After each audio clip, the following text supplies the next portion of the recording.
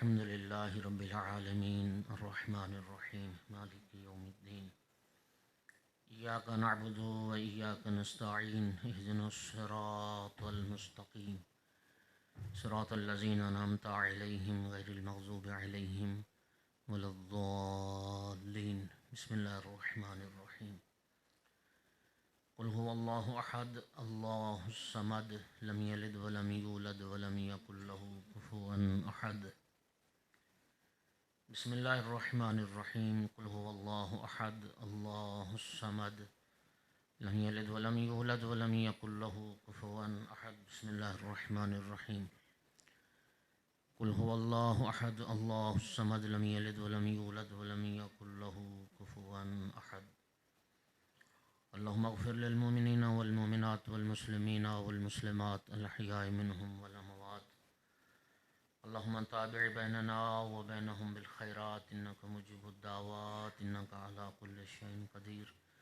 اللهم صل على محمد وآل محمد صلوات سر حضرات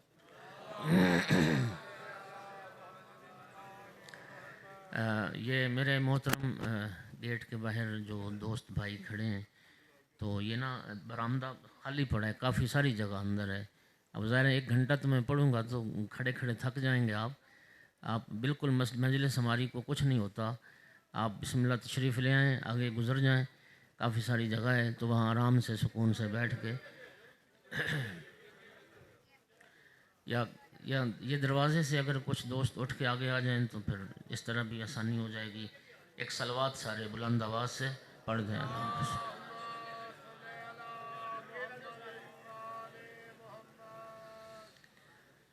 وارث زمانہ یوسف زہرا امام صاحب العصر علیہ السلام کے ظہور میں تعجیل کے لیے بھی بلند تر صلوات.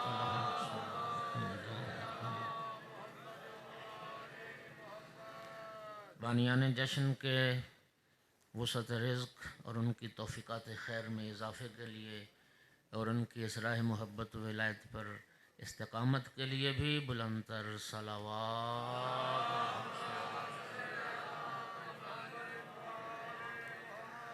اعوذ باللہ من الشیطان اللعین الرجیم بسم اللہ الرحمن الرحیم الحمد للہ رب العالمین والعاقبۃ للمتقین والجنۃ للمؤمنین والنار للمنافقین الحمد للہ الذی جعلنا من المتمسکین بولایت علی ابن ابی طالب و اولادہ المعصومین.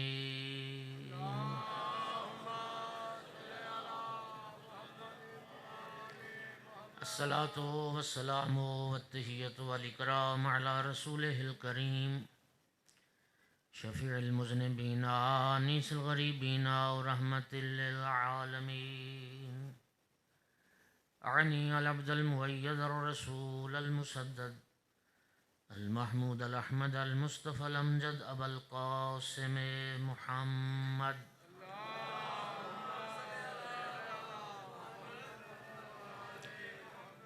ثم الصلاة والسلام والتحیۃ والاکرام علی آلہ الطیبین الطاہرین المعصومین المنتجبین المنتخبین المظلومین واللعنة الدائمة على أعدائهم ملعونين من يوم عداوتهم إلى قيام يوم الدين وبعد يوم الدين.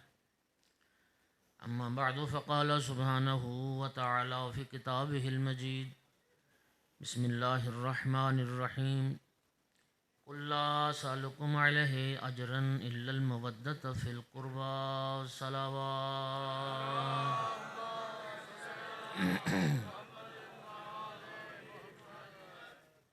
سامعین گرامی قدر، آغاز گفتگو میں آپ تمام محبان آل رسول، عاشقان آل محمد کی خدمت میں اس ماہ شعبان کی جتنی بھی عیدیں ہیں ان کی مناسبت سے میں مبارکباد پیش کرتا ہوں، اس دعا کے ساتھ کہ اللہ رب العزت اس دنیا میں محمد و آل محمد علیہ السلام کی زیارت اور آخرت میں شفاعت نصیب فرمائے. ایک صلوات سارے بلند آواز سے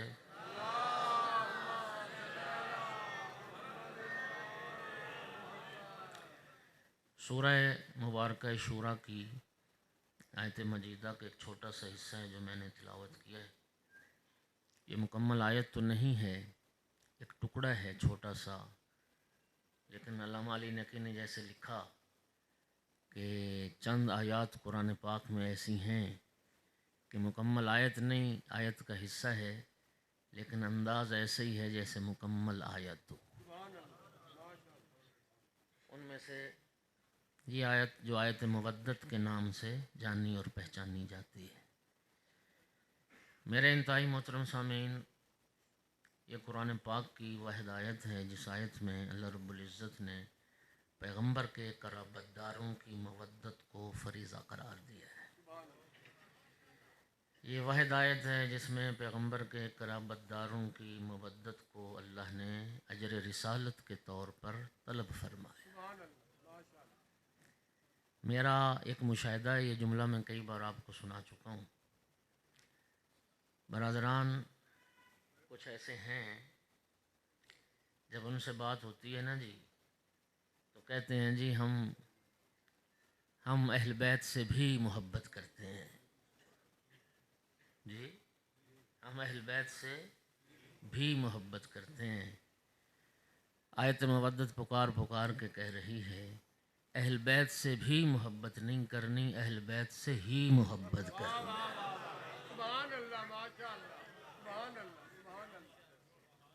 اللہ رب العزت نے پیغمبر کے قرابت داروں کے سوا کسی اور کی مودت کو نہ فریضہ قرار دیا ہے نہ اجر رسالت قرار دیا. صرف یہ رسول اللہ کا گھرانہ ہے. اور جب یہ آیت مودت نازل ہوئی، ایک ایک بات ذمہ داری کے ساتھ کروں گا برادران اہل سنت کی حدیث کی کتابوں کے حوالوں کے ساتھ.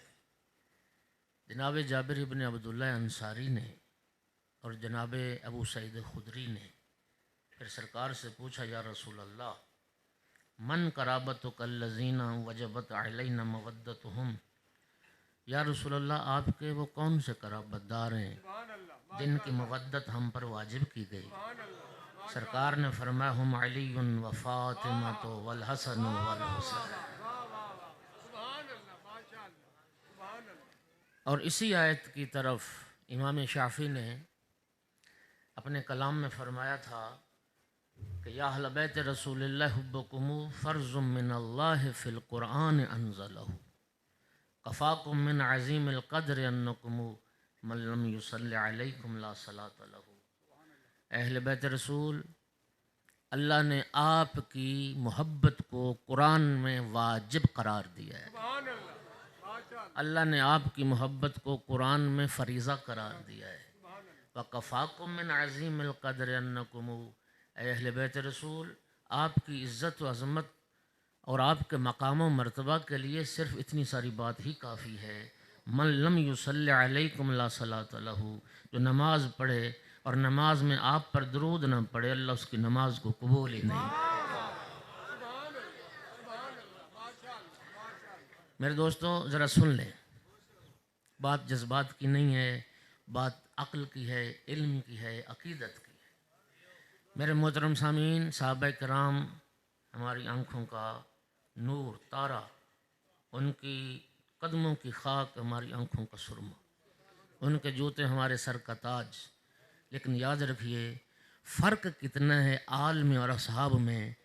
نماز میں اصحاب پر درود پڑھو گے تو نماز باطل ہو جائے گی، آل پر نہیں پڑھو گے تو باطل ہو جائے گی.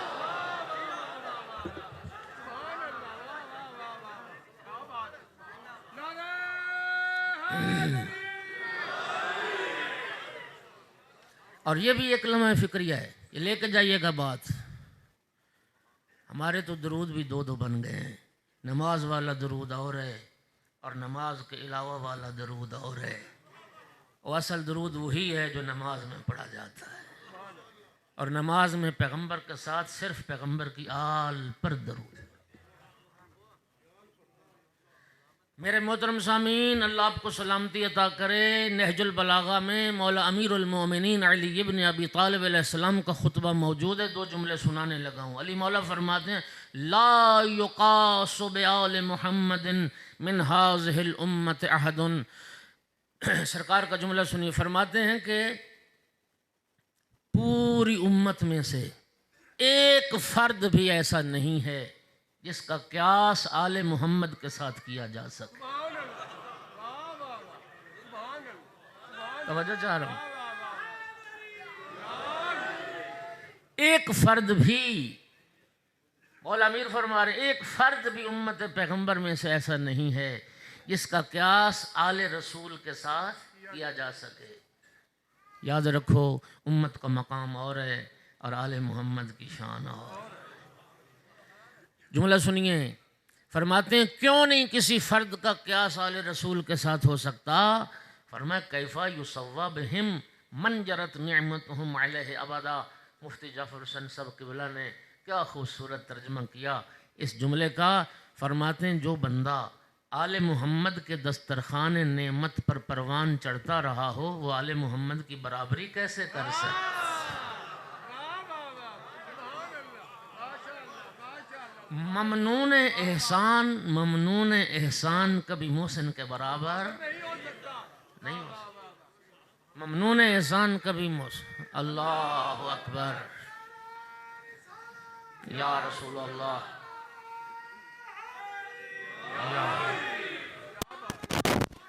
ممنون احسان کبھی محسن کے برابر نہیں ہو سکتا۔ اور سرکار کی حدیث پڑھ رہا ہوں جسے محدثین اہل سنت نے ذکر کیا۔ چند چیزیں خالق نے ایسی قرار دی ہیں جن میں آل رسول ہیں جو رسول اللہ کے ساتھ شریک۔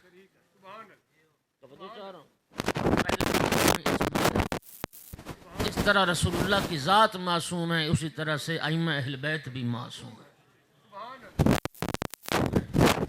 اور عصمت پر دلیل آیت تطہیر سب سے بڑی دلیل ہے اہل بیت کی طہارت اور عصمت پر۔ انما یرید اللہ لیذھب عنکم الرجس اہل البیت ویطہرکم تطہیرا۔ حدیث قصہ ہر مومن کے دل پر لکھی ہوئی ہے۔ حدیث قصہ شان نزول ہے اسی آیت تطہیر کا۔ ان چار ہستیوں کو رسول اللہ نے چادر کے نیچے لے کے بارگاہ رب العزت میں عرض کی تھی، اللہم ہؤلاء اہل بیتی، میرا اللہ یہ ہیں میرے اہل بیت، انا سلم لمن سالمہم وحرب لمن حارب، میرا اللہ میری اسی کے ساتھ سلو جس کی میرے اہل بیت کے ساتھ سلو، اور میرا اللہ میری اس کے ساتھ جنگ ہے جس کی میری اہل بیت کے ساتھ جنگ ہے۔ انہم منی و انا منہم، میرا اللہ یہ مجھ سے ہیں اور میں ان سے۔ طہارت اور عصمت میں آل رسول ہیں جو رسول اللہ کے ساتھ شریک ہے۔ توجہ چاہ رہا ہوں۔ دوسری چیز جس میں پیغمبر کے ساتھ شریک ہیں وہ درود و سلام میں۔ جب یہ آیت صلوات نازل ہوئی تھی، ان اللہ و ملائکتہ یصلون علی النبی یا ایہا الذین آمنوا صلوا علیہ وسلموا تسلیما، صلوات پڑھو سارے۔ اگر بھائیوں کے پاس یہ حدیث نہ ہو تو میں مجرم ہوں آپ کا۔ صحابہ نے پوچھا یا رسول اللہ، اللہ نے تو حکم دیا کہ اللہ کے ملائکہ درود بھیج رہے ہیں، ایمان والو تم بھی درود پڑھو، تو ہم کیسے درود پڑھیں؟ سرکار نے فرمایا پڑھو اللہم صلی علی محمد و آل محمد۔ حدیث موجود ہے میرے دوستو، سرکار کی حدیث شیعہ سنی کتابوں میں موجود، نو میں مجرم ہوں۔ سرکار نے فرمایا لا تصلوا علی صلاۃ البترا، خبردار مجھ پہ دم کٹا درود نہ پڑھنا، مجھ پہ دم بریدہ درود نہ پڑھنا۔ یا رسول اللہ وہ دم کٹا درود کیا ہوتا ہے؟ سرکار نے فرمایا مجھ پہ پڑھا جائے اور میری آل پہ نہ پڑھا جائے۔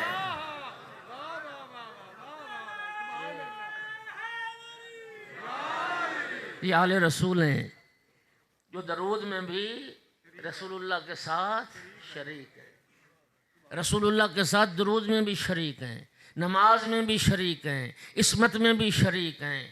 اور میرے محترم سامعین، پھر مولا امیر المومنین کو رسول اللہ نے خطاب کر کے فرمایا تھا یا علی، فریقین کے حدیث موجود ہے، یا علی اللہ نے 3 چیزیں مجھے عطا کی ہیں لیکن تو بھی ان میں شریک ہے، سنو گے؟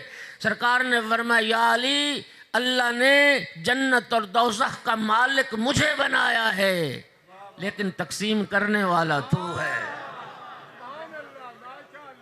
سرکار کی حدیث متفق علیہ، یا علی انت قسیم الجنت والنار، یا علی جنت اور دوزخ تقسیم کرنے والا تو ہے۔ یہی تو سوال مامون رشید نے امام رضا علیہ السلام سے کیا تھا، فرزند رسول آپ کے نانا کا یہ جو فرمان ہے یا علی تو جنت اور دوزخ تقسیم کرنے والا ہے، مولا علی کیسے تقسیم کریں گے جنت اور دوزخ کو؟ امام رضا علیہ السلام نے فرمایا مامون تم نے میرے نانا کا یہ فرمان سن رکھا ہے، میرے جد کی یہ حدیث تمہیں یاد ہے کہ رسول اللہ فرما کے گئے حب علی ایمان و بغضہ کفر و نفاق، علی کی محبت ایمان ہے، علی کا بغض کفر اور نفاق ہے، جنت میں مومن جائیں گے، جہنم میں کافر اور منافق جائیں گے۔ مامون کہتا ہے جی یہ حدیث تو میں نے سنی ہے۔ فرمایا پھر سوچتا کیا ہے، تقسیم تو ہو گئی جنت۔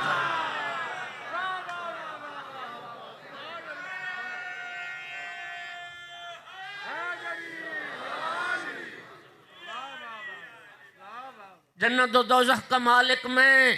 میرے شیعہ سنی بھائیوں قرآن کی آیت پڑھ رہا ہوں، جاؤ تفسیریں اٹھا کے دیکھ لینا۔ وَأَلْقِيَا فِي جَهَنَّمَ كُلَّ كَفَّارٍ عَنِيدٍ، یہ القیہ تثنیہ کا صیغہ ہے، واحد یہ مذکر مخاطب ہے، امر حاضر ہے، تثنیہ کا صیغہ ہے، اور اللہ فرما رہا ہے دو ہستیوں کو رب قیامت کے دن خطاب فرمائے گا، دو ہستیوں کو کہ آپ دونوں ہر کافر کو اور ہر عنید کو جہنم میں ڈال دو، ایک ایک لفظ ذمہ داری کے ساتھ۔ کافر کون ہے؟ سرکار نے فرمایا جو میری رسالت کا منکر ہے۔ عنید کون ہے؟ جو علی کی ولایت کا منکر ہے۔ اللہ رسول اللہ اور مولا علی کو فرمائے گا ہر کافر کو بھی جہنم میں ڈال دو، ہر عنید کو بھی۔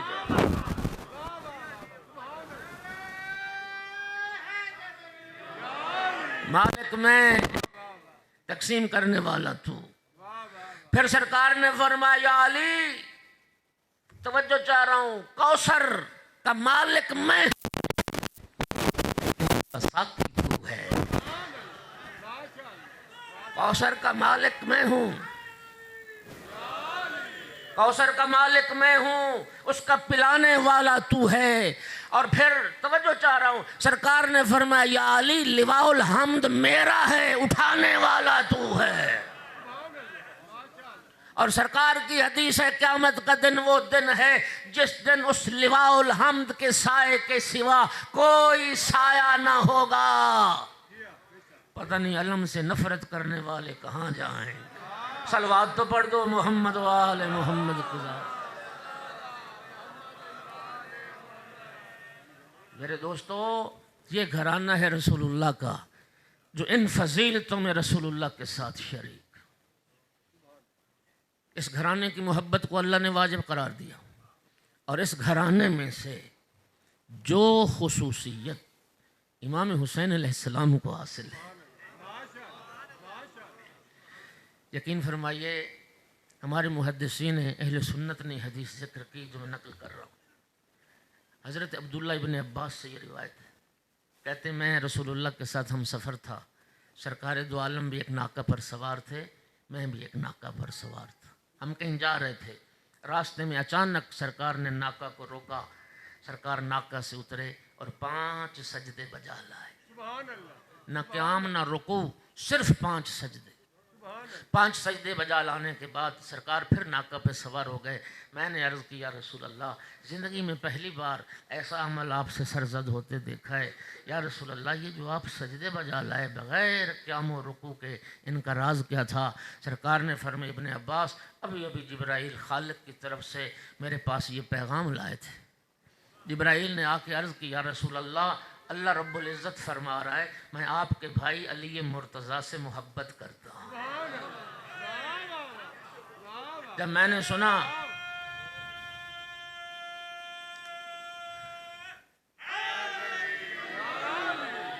سنا میرا خالق و مالک میرے بھائی علی سے محبت کرتا ہے، میں نے سجدہ شکر ادا کیا، میرا اللہ تیرا شکر ہے تو میرے بھائی علی سے محبت کرتا۔ میں نے سجدے سے سر اٹھایا، جبرائیل نے عرض کی یا رسول اللہ، اللہ رب العزت فرما رہا ہے میں آپ کی لخت جگر فاطمہ زہرا سے بھی محبت کرتا ہوں۔ سرکار فرماتے ہیں میں نے جب سنا میرا رب میری بیٹی سیدہ طاہرہ سے بھی محبت کرتا، پھر میں نے پھر سجدہ شکر ادا، پھر سجدے سے سر اٹھایا۔ جبرائیل نے عرض کیا رسول اللہ، اللہ رب العزت فرما رہا ہے میں آپ کے سبط اکبر حسن مجتبیٰ سے بھی محبت کرتا۔ سرکار فرماتے ہیں پھر میں نے سجدہ شکر ادا کیا، پھر سر اٹھایا۔ جبرائیل نے عرض کی یا رسول اللہ، اللہ فرما رہا ہے میں آپ کے سبط اصغر حسین شہید کربلا سے بھی محبت کرتا ہوں۔ سرکار فرماتے ہیں اس بات پر بھی میں نے پھر سجدہ شکر ادا کیا، میرا اللہ تیرا شکر ہے تو میرے بیٹوں سے بھی محبت کرتا ہے۔ ابن عباس عرض کرتا ہے یا رسول اللہ یہ تو ہو گئے 4 سجدے شکر کے، آپ نے 5 سجدے کیے تو 5واں سجدہ شکر کس بات پر تھا؟ سرکار نے فرمایا ابن عباس جب میں نے 4تھے سجدے سے سر اٹھایا، جبرائیل نے عرض کی یا رسول اللہ، اللہ رب العزت فرما رہا ہے جو آپ کی اہل بیت سے محبت کرتا ہے میں اللہ اس سے بھی محبت۔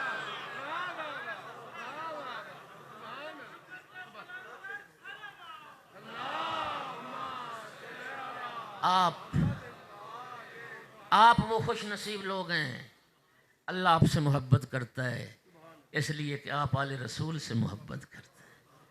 فرائض السمتین حافظ حموینی کی حدیث کی کتاب ہے، وہاں سے حدیث پڑھ رہا ہوں۔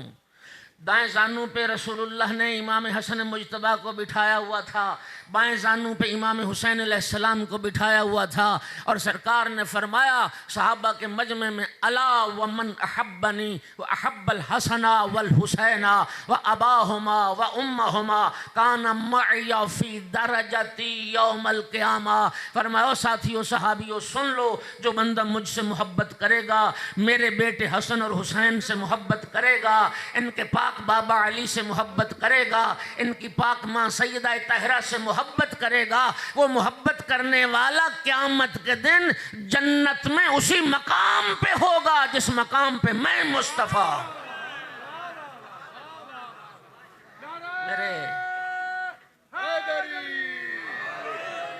میرے اہل بیت سے محبت کرنے والا وہ جنت میں میرا ساتھی ہوگا، یہ رسول اللہ کا فرمان۔ یہ سید المرسلین کی حدیث ہے۔ خوش نصیب ہے وہ بندہ جو آل رسول سے پیار کرتا ہے، جو آل رسول سے محبت کرتا ہے۔ سامعین گرامی سننا، مولا حسین علیہ السلام کی محبت، رسول اللہ کی حدیث نوم مجرم، سرکار نے فرمایا تھا اذا اراد اللہ بعبد خیرا قذف فی قلبہ حب الحسین۔ آقا فرماتے ہیں اللہ جب کسی کی خیر چاہتا ہے، اللہ جب کسی کی بھلائی چاہتا ہے، اس کے دل میں حسین کی محبت پیدا کرتا ہے۔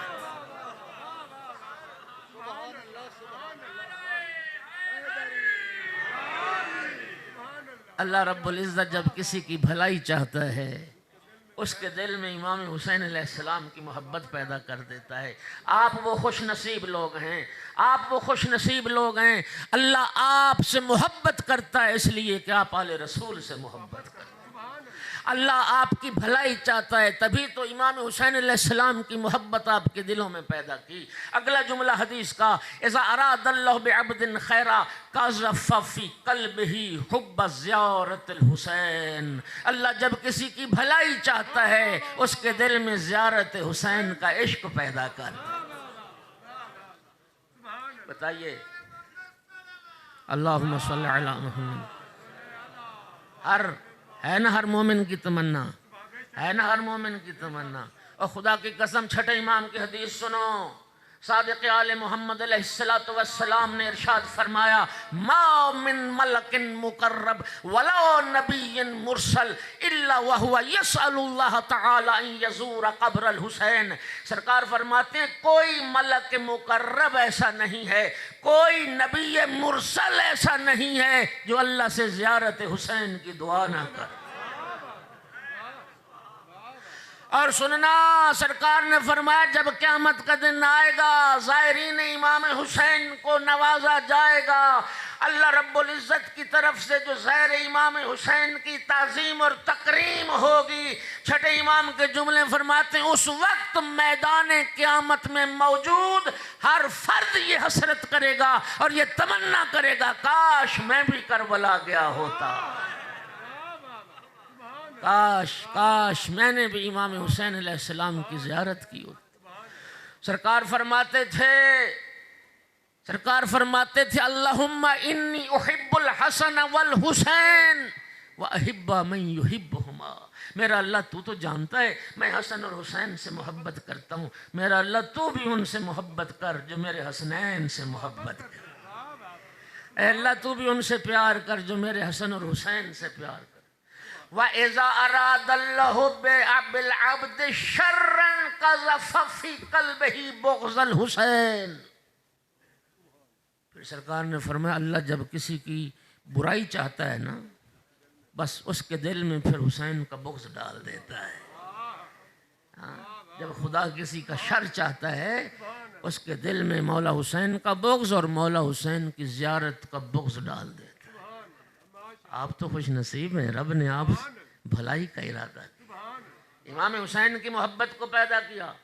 اور جملہ سننا، خدا کی قسم یہ جملہ موجود نو میں مجرموں، کیا خوبصورت جملہ، ان حب الحسین یجری فی عروق المؤمنین کما یجری الدم، فرمایا جس طرح انسان کی رگوں میں خون دوڑتا ہے مومن کی رگوں میں حسین کی محبت دوڑتا ہے۔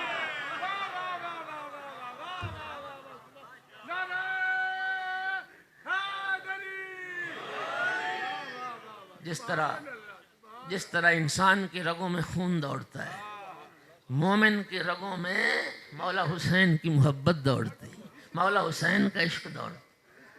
اور یاد رکھنا رگوں میں خون دوڑنا ہی تیری حیات کی دلیل ہے، رگوں میں خون دوڑنا ہی تیری زندگی کی دلیل ہے۔ خون کی گردش رک گئی تیری زندگی ختم۔ یہ جو اعضاء شل ہو جاتے ہیں، اتنی بات تو ڈاکٹروں کے پاس جانے کی ضرورت نہیں، آپ بھی سمجھ جائیں گے۔ اگر یہاں سے باندھ دیا جائے اور ہاتھ تک خون نہ پہنچے یہ ہاتھ شل ہو جائے گا، ہاتھ ناکارہ ہو جائے گا۔ میرا بھائی تیری زندگی کی دلیل کیا ہے؟ تیری رگوں میں خون کا دوڑنا۔ سرکار نے کیا فرمایا؟ فرمایا مومن کی رگوں میں حسین کی محبت دوڑتی ہے، جس کے رگوں میں مولا حسین کا عشق نہیں دوڑ رہا نظر ثانی کرے مومن نہیں۔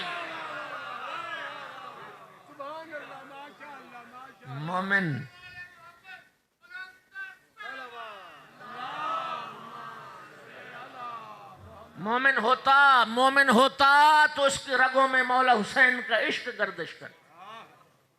ان لقتل الحسین حرارۃ فی قلوب المؤمنین لا تبرد ابدا، رسول اللہ نے فرمایا مولا حسین کی شہادت کی وجہ سے مومنوں کے دلوں میں ایک ایسی گرمی، ایک ایسی حرارت پیدا ہو گئی جو کبھی سرد نہیں ہو سکتی۔ جو حرارت، جو گرمی کبھی ٹھنڈی نہیں ہو سکتی۔ کون حسین؟ سامعین گرامی، خدا کی قسم جس نے انسانیت کی آبرو کو بچا دیا، خدا کی قسم اگر مولا حسین قیام نہ کرتے کربلا میں، خدا کی قسم انسانیت قیامت تک کے لیے شرمندہ رہتی۔ یہ کربلا یوم الفصل ہے، مولا حسین محسن انسانیت ہیں، انسان کی آبرو رکھ لی، انسان کی عزت و وقار کو بچا لیا۔ یہی تو وجہ ہے کہ ہر شب جمعہ آدم سے خاتم تک 1.25 لاکھ انبیاء کی ارواح کربلا میں حسین کا شکریہ ادا کرنا، سلام کرنے آتے ہیں، حسین تیرا شکریہ، حسین تیرا شکریہ۔ کون حسین؟ توجہ چاہ رہا ہوں۔ ابی بن کعب رسول اللہ کے پاس بیٹھے تھے، امام حسین علیہ السلام کا بچپنا، سرکار آ رہے تھے تو رسول اللہ نے دیکھ کے فرمایا مرحباً بکا یا زین السماوات والارضین، اے ارض و سما کی زینت حسین مرحبا، اے ارض و سما کی زینت حسین مرحبا۔ صحابی حیران ہو کے کہتے یا رسول اللہ آپ کے علاوہ بھی کوئی ارض و سما کی زینت ہو سکتا ہے؟ سرکار نے فرمایا آسمان والے حسین کی عظمت کو زمین والوں سے بھی بہتر جان، زمین والوں سے بھی بہتر جان۔ زندہ آباد۔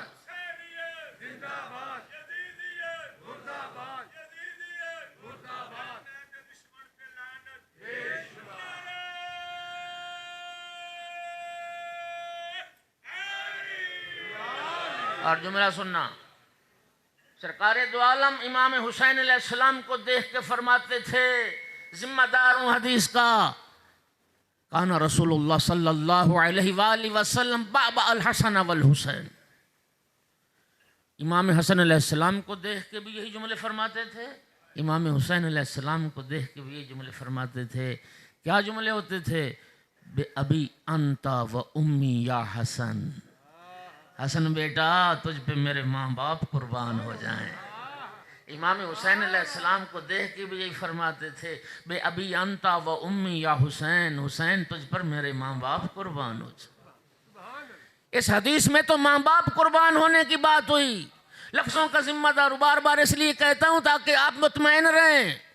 سامعین گرامی، سرکار نے فرمایا مولا حسین کے متعلق، فدیت من فدیتہ بابنی ابراہیم، میں بھی اس پر قربان ہو جاؤں جس پر میں نے اپنے بیٹے ابراہیم کو قربان کر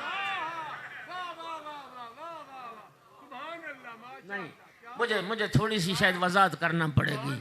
آپ جانتے ہیں اللہ رب العزت نے جناب سرکار دو عالم کو جناب ماریہ قبطیہ ام المؤمنین کے بطن مبارک سے بھی ایک بیٹا عطا کیا تھا، جناب ابراہیم ابن رسول اللہ، جو حضرات مشرف ہوئے ہیں، مدینہ گئے ہیں، جنت البقیع میں جناب ابراہیم فرزند رسول کی بھی قبر مبارک ہے۔ توجہ چاہ رہا ہوں، اگلی بات سنیے، جناب ابراہیم فرزند رسول اور امام حسین علیہ السلام یہ ہم سن تھے، تقریباً ایک عمر کے تھے۔ تو رسول اللہ جب بٹھاتے تھے نا گود میں دونوں بیٹوں کو، ہاں جی، ایک زانو پہ ابراہیم کو بٹھا لیتے تھے، ایک زانو پہ امام حسین کو بٹھا لیتے تھے، اور پیار کرتے تھے سرکار۔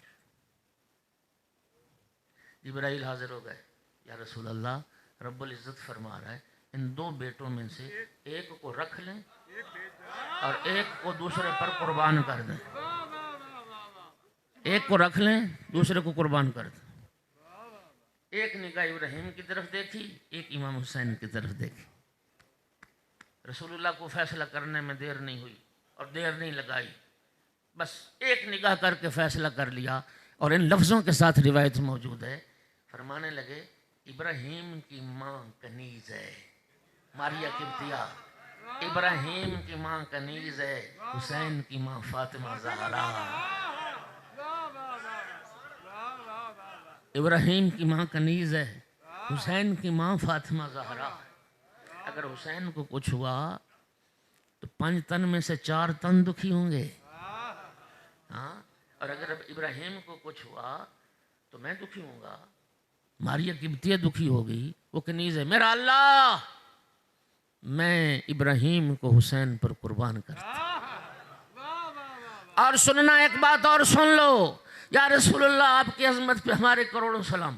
واقعہ مباہلہ شیعہ قوم کے فرد کے دل پر لکھا ہوا ہے، ہر مسلمان کو معلوم ہے جو مباہلہ کا واقعہ ہوا نجران کے عیسائیوں کے ساتھ۔ نبی پاک مباہلہ کے لیے گئے، سورہ آل عمران کی آیت ہے، ہاں جی، فَقُلْ تَعَالُوا نَدْعُوا أَبْنَاءَنَا وَأَبْنَاءَكُمْ وَنِسَاءَنَا وَنِسَاءَكُمْ وَأَنفُسَنَا وَأَنفُسَكُمْ ثُمَّ نَبْتَهِلْ فَنَجْعَلْ لَعْنَةَ اللَّهِ عَلَى الْكَاذِبِينَ۔ جاؤ دوستو تحقیق کرنا، ذمہ داری کے ساتھ عرض کر رہا ہوں، جب یہ آیت مباہلہ نازل ہوئی تھی اس وقت رسول اللہ کے بیٹے جناب ابراہیم بھی زندہ تھے۔ جب آیت مباہلہ نازل ہوئی تھی رسول اللہ کے صلبی بیٹے جناب ابراہیم فرزند رسول زندہ تھے، لیکن خدا کی قسم صداقت کا کیا معیار تھا، جھوٹوں پہ لعنت کرنے کے لیے رسول اللہ ابراہیم کو نہ لے کے گئے، فاطمہ زہرا کے بیٹوں کو لے کے گئے۔ توجہ چاہ رہا ہوں، لعنت کرنی تھی جھوٹوں پر، سرکار ابراہیم کو لے کے نہ گئے، حسنین کریمین کو لے کے گئے۔ اور میرے دوستو سرکار نے ایک بات تو سمجھا دی، فرمائے یاد رکھو تعرف الاشیاء بازدادہا، زد سے بھی چیزیں پہچانی جاتی ہیں، اگر یہ سچے ہیں تو ان کے مقابلے میں آنے والے جھوٹے ہیں۔ نبی پاک بھی سچے، جو نبی کے مقابلے میں آئے وہ بھی جھوٹا، مولا علی سچے جو مقابلے میں آئے وہ جھوٹا، سیدہ طاہرہ سچی جو مقابلے میں آئے وہ جھوٹا، امام مجتبیٰ سچے جو مقابلے میں آئے جھوٹا، حسین شہید کربلا سچے جو مقابلے میں آئے وہ جھوٹا۔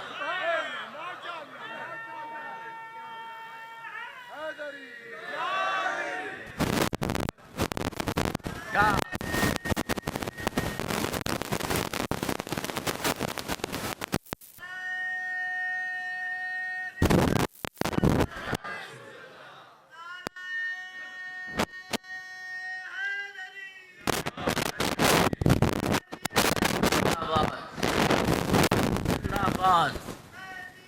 زندہ آباد، زندہ آباد، زندہ آباد، مرد آباد، مرد آباد۔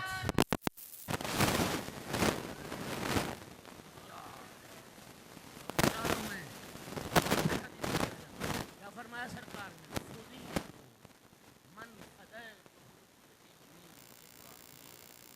میں قربان ہو جاؤں جس پر میں نے اپنے بیٹے ابراہیم، میں تو اس پہ فدا ہو جاؤں جس پہ میں نے ابراہیم۔ اور حسین کے طرف سمجھ میں آ گئی۔ اب ایک پورا شہنشاہ وفا کے ساتھ ملا گیا۔ پہلے فرمایا میرے ماں باپ آپ پر، اے حسین میرے ماں باپ قربان ہو جائے۔ فرمایا نہیں، میں خود اس پر قربان ہو جاؤں جس پر میں نے اپنے ابراہیم کو قربان کیا۔ ابن سعد 9 محرم کو جنگ چھیڑنا چاہتا تھا، 9 محرم کو جنگ چھیڑنا چاہتا تھا۔ امام حسین علیہ السلام نے ایک رات کی مہلت لی تھی۔ علامہ علی نقی کے بقول مولا حسین نے مہلت لی نہیں، مہلت دی ہے، اور یہ اس دی ہوئی مہلت کا نتیجہ تھا جو حر کی صورت میں سامنے آیا۔ ابن سعد جنگ چھیڑنا چاہتا تھا۔ میرے آقا امام حسین علیہ السلام نے اپنے بھائی شہنشاہ وفا جناب عباس علمدار کو قریب بلایا، اور خود مولا حسین علیہ السلام نے اپنے بھائی کو رقاب تھام کے گھوڑے پہ سوار کیا، اور سوار کرنے کے بعد جو جملے فرمائے میں لفظوں کا ذمہ دار ہوں، فرمائے اذهب بنفسی انت یا عباس، عباس تجھ پہ حسین قربان ہو جا۔ عباس تجھ پہ حسین قربان ہو جائے، عباس تجھ پہ حسین فدا ہو۔ کون؟ مولا حسین علیہ السلام۔ سرکار نے فرمایا لما عرج بی الی السماء رأیت من العرش مکتوبا ان الحسین مصباح الہدی و سفینۃ النجات۔ قیامت کا سرکار فرما رہے شب معراج کی صفائی سے رکھا، شب معراج جب مجھے آسمانوں پر لے جایا گیا اور میں جب عرش خدا پر پہنچا، اللہ کے عرش پر دائیں جانب ایک جملہ لکھا ہوا، اور وہ جملہ یہ تھا ان الحسین مصباح الہدی، بے شک حسین چراغ ہدایت ہے اور بے شک حسین کشتی نجات ہے۔ یہ رسول اللہ فرماتے میں نے شب معراج اللہ کے عرش پر سرکار نے دیکھا، زمین عالم نے کب سے اللہ اپنے عرش پر رکھا، میری عقیدت ہے کہ جب سے اللہ نے عرش بنایا ہوگا، ہاں جب سے اللہ نے عرش بنایا ہوگا، اس جملے سے اپنے عرش کو میرے اللہ کو سلام سدا سلامت۔ دوستو یہ جملہ در حقیقت ایک اسوتی ہے، ایک میزان ہے، دو چیزوں کو جاننا جو رسول اللہ بتا کے گئے، اور بتا کے گئے۔ دیکھو کیا فرمایا، حسین چراغ ہدایت ہے، حسین کشتی نجات ہیں۔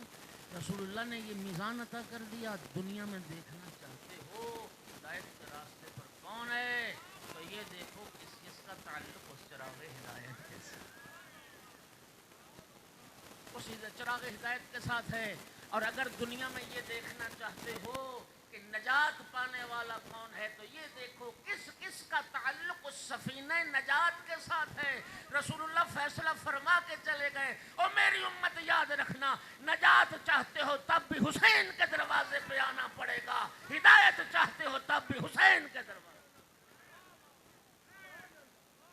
اور میں سمجھتا ہوں کہ شاید جوش ملی آبادی نے اسی حدیث پیغمبر کو کیا خوبصورت ترجمہ کیا، بچے بچے کو یاد ہے، انسان کو بیدار تو ہو لینے دو، ہر قوم پکارے گی ہمارے ہیں حسین، ہر قوم پکارے گی ہمارے ہیں حسین۔ اور حضرات اربعین پہ جاتے ہو نا، آج بھی یہ اجتماع ایک بڑے بڑے وہ جو پین فلیکس اور بڑے بڑے الحسین الحسین حویتنا، ان دونوں جملوں کا معنی کرنے لگا ہوں۔ الحسین حویتنا، وہ عربی میں لکھتے ہیں، اس کا معنی یہ ہے ہمارا شناختی کارڈ حسین ہے، ہماری پہچان حسین ہے۔ خدا کی قسم، شیعہ سنی بھائی ذرا سنو، دنیا نہ قوم شیعہ کے اصول دین جانتی، نہ قوم شیعہ کے فروع دین جانتی، نہ ہماری تعلیمات کو سمجھتی ہے۔ ہمیں جس بندے سے بھی پوچھو کہ شیعہ کون ہوتا ہے، وہ یہی کہے گا حسین حسین کرنے والا۔ تو حسین ہو گیا نا ہماری پہچان۔ اور الحسین یجمعنا، کہتے ہیں مولا حسین ہیں جنہوں نے ساری دنیا کو اکٹھا کر دیا۔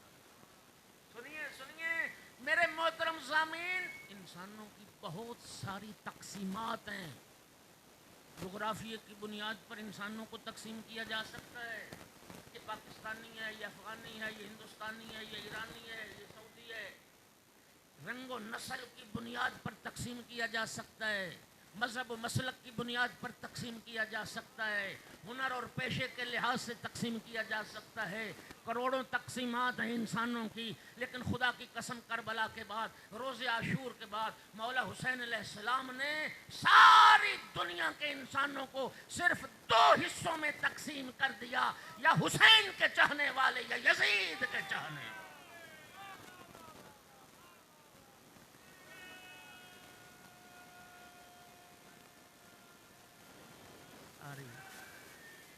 ساری دنیا کو دو حصوں میں، ساری دنیا کو یا حسین کے طرفدار، یا مولا حسین سے عشق کرنے والے، یا مولا حسین سے پیار کرنے والے، یا یزید سے پیار کرنے والے۔ خوش نصیب رسول اللہ فرما رہے ہیں وہ بندہ جو میرے حسین سے پیار، خوش نصیب ہے وہ انسان جو مولا حسین علیہ السلام سے عشق کرتا ہے۔ اللہ یہ عشق سلامت رکھے۔ سامنے گرامی، یہ روایت آپ نے ہزاروں بار سنی، ہزاروں بار۔ آج کی مجلس کا، آج کے اس جشن کا، اس محفل کا میسج اور پیغام یہی ہے جو اپنے دینے لگے۔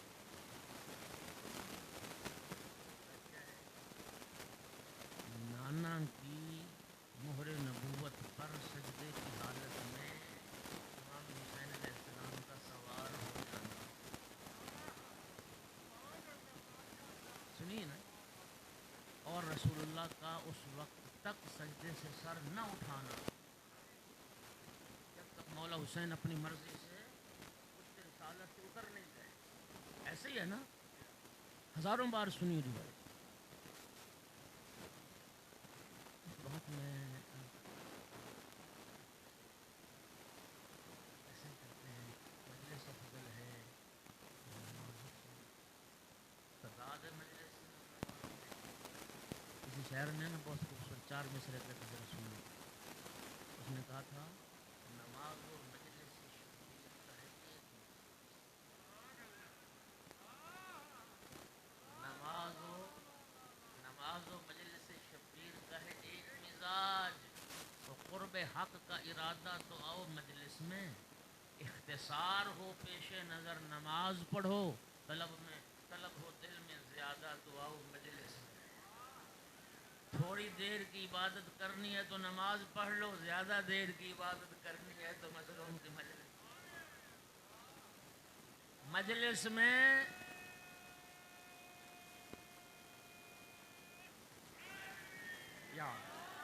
مجلس میں اور نماز میں ٹکراؤ نہیں ہے، تضاد نہیں ہے، تو مجلس اور نماز کی بات کرتے ہو، وہ واقعہ سنانے لگا ہوں جہاں رسول اللہ کی زندگی میں خود حسین اور نماز اکٹھے ہو،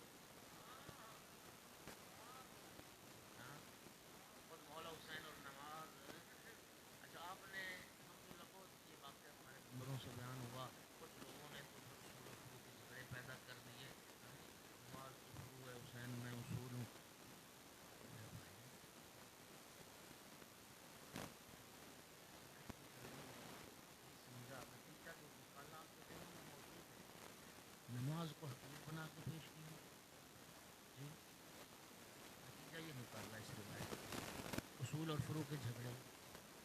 میرے دوستو قدردان بیٹھے، میں لفظ ضائع نہیں کروں، تو بھائی یہ جو ایک بات ذرا میں سمجھا بھی دوں،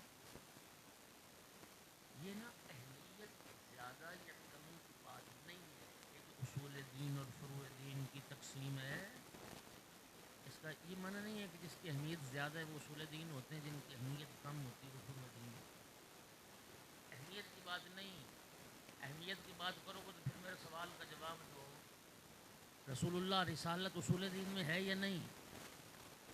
امامت اصول دین میں ہے یا نہیں؟ تو جب اصول خود فروع کا پابند نظر آئے،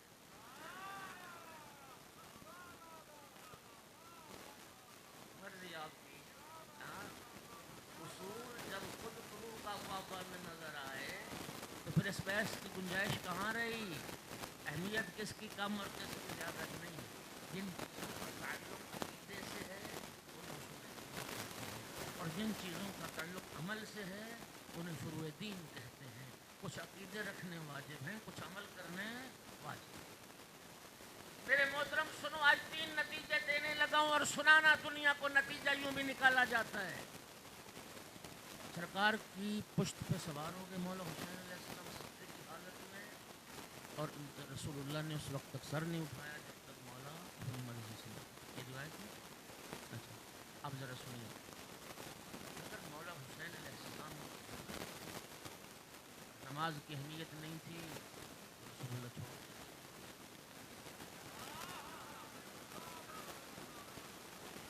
سرکار نماز کو چھوڑ دیتے، رسول اللہ نے چھوڑا نماز کو؟ نہیں چھوڑا نا، کیا کیا؟ سجدہ کو لمبا کیا، تسبیح کو بار بار پڑھا۔ اس کا معنی یہ ہے کہ نماز چھوڑنا نہیں تھا، اور اگر نماز کی اہمیت تھی، مولا حسین کی کوئی اہمیت اور حیثیت نہیں تھی تو پشت سے اتار دیتے، پشت سے اتار دیتے، اتارا پشت سے نہیں، نہ بیٹے کو پشت سے اتارا، نہ سرکار نے نماز کو چھوڑا۔ پہلا نتیجہ، رسول اللہ نے اپنے عمل سے دنیا کو بتا دیا، یاد رکھو حسین کی خاطر نماز کو نہیں چھوڑا جا سکتا، نماز کی خاطر حسین کو نہیں چھوڑا جا سکتا۔ یہ پہلا نتیجہ۔ دوسرا نتیجہ، نہ مولا کو اتارا نہ نماز کو چھوڑا۔ دوسرا نتیجہ دے رہا ہوں، رسول اللہ نے اپنے عمل سے بتایا حسین وہیں ہوگا جہاں نماز ہوگی، نماز وہیں ہوگی جہاں حسین۔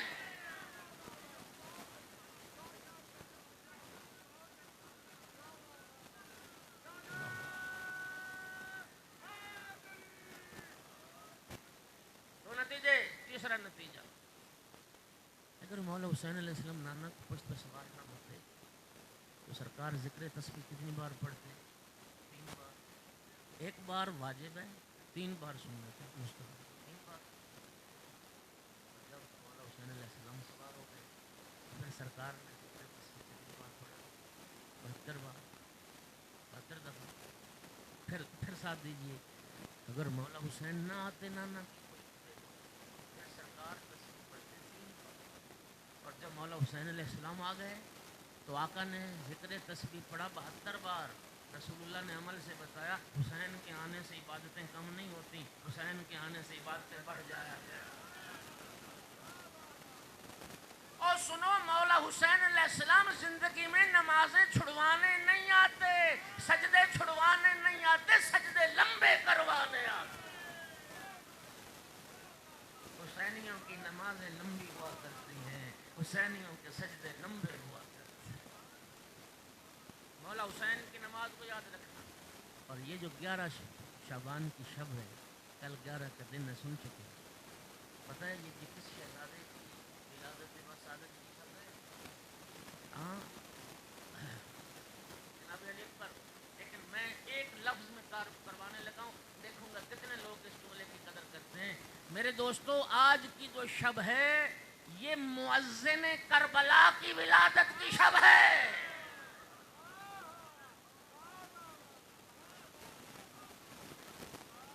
آج کی جو شب ہے یہ مؤذن کربلا کی ولادت کی شب. یہ ہم شکل پیغمبر کی شب ہے، یہ شبیہ رسول کی شب ہے، جس کے لیے مولا حسین نے فرمایا تھا میرا اللہ گواہ بن جا، اس جوان کو بھیج رہا ہوں جو شکل و صورت میں، جو کردار میں، جو رفتار میں سچی تیرے رسول کی جیتی جا جا رہا ہوں میں شہزادہ علی اکبر کی. اب میں نے باپ بیٹے دونوں کا نہ کربلا کے میدان کے رج سنانا ہے، کیونکہ جب مجاہد جاتا تھا نا تو اشعار میں جو رجزیہ اشعار کہلاتے، میدان جنگ کے اشعار رجزیہ اشعار، مولا حسین نے اپنا تعارف کیا کروایا اور شہزادہ علی اکبر نے اپنا تعارف کیا کروایا. ایک صلوات پڑھو ایک بلند آواز سے، محمد و آل محمد. پہلے مولا حسین علیہ السلام کا رائے سنیے. میرے آقا نے لشکر یزید کے سامنے جب گئے ہیں گھوڑے پر سوار ہو کے، فرمایا من لہو جدن کجدی فی الورا او کا شیخی فانا ابن القمرین فاطمۃ الزہرا امی و ابی قاسم الکفر ببدر و حنین عبد اللہ غلاما یافعا وقریش یعبدون الوثنین یعبدون اللات والعزى معا وعلی صلی الی القبلتین. میرے مولا حسین نے فرمایا لشکر یزید بتاؤ کوئی ہے دنیا میں میرے نانا جیسا جس کا نانا.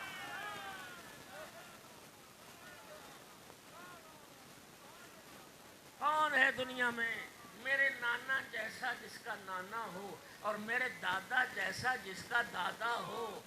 انا ابن القمرین، میں ایسے شمس و قمر کا بیٹا. فاطمۃ الزہرا امی، لشکر یزید سنو میری ماں فاطمہ زہرا ہے سلام اللہ علیہا، و ابی قاسم الکفر ببدر و حنین، اور میں اس باپ کا بیٹا ہوں جس نے بدر و حنین میں کفر کے پرخچے اڑائے. میں اس باپ کا بیٹا ہوں جس نے بدر و حنین میں کفر کے پرخچے اڑائے.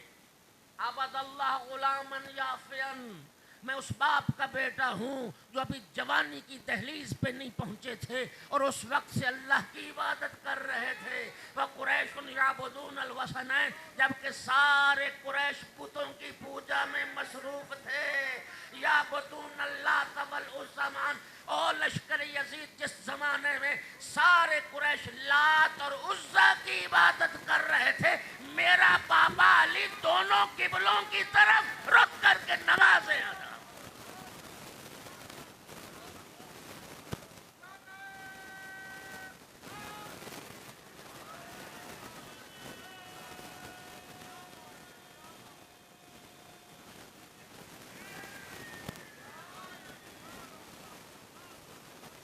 میں ایسے باپ کا بیٹا ہوں.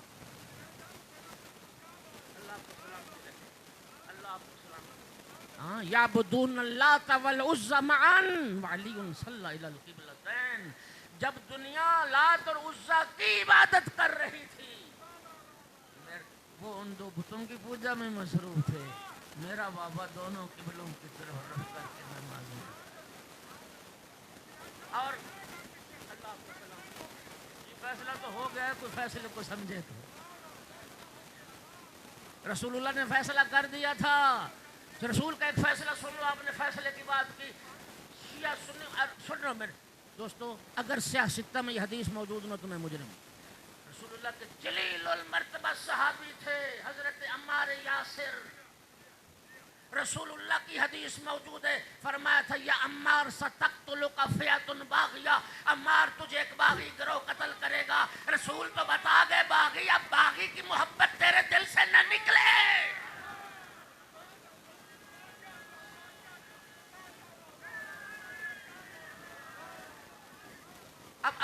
رسول کیا کرے اگر تیرے دل سے باغی نہ نکلے؟ رسول تو فیصلہ کر کے چلے گئے. اب شہزادہ علی اکبر کا رجز سنو.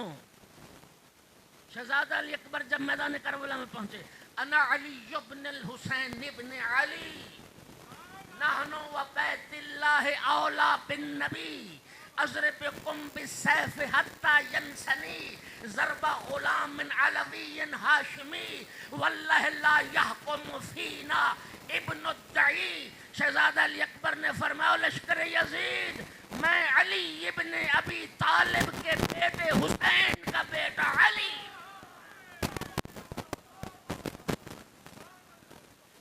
میں علی کا پوتا علی ہوں. ہاں میں علی کا پوتا علی ہوں، میں حسین ابن علی کا بیٹا. نحن بیت اللہ اولا بالنبی، مجھے کعبہ کی قسم سب سے زیادہ قریبی رسول کے ہم ہیں. سب سے زیادہ قریبی تعلق فرمایا ہمارا ہے. اضربکم بالسیف حتی ینسنی. آج میں وہ جنگ کروں گا کہ تلواریں ٹوٹ جائیں گی، لڑتے لڑتے ضرب غلام علوی ہاشمی. آج میں دنیا کو دکھاؤں گا کہ علوی جوان اور ہاشمی جوان کیسے.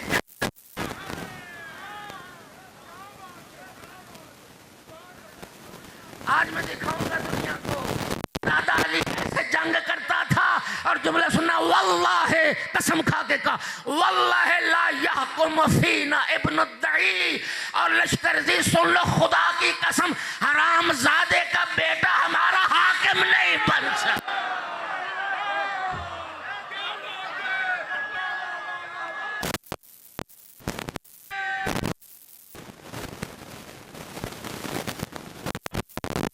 الحمدللہ.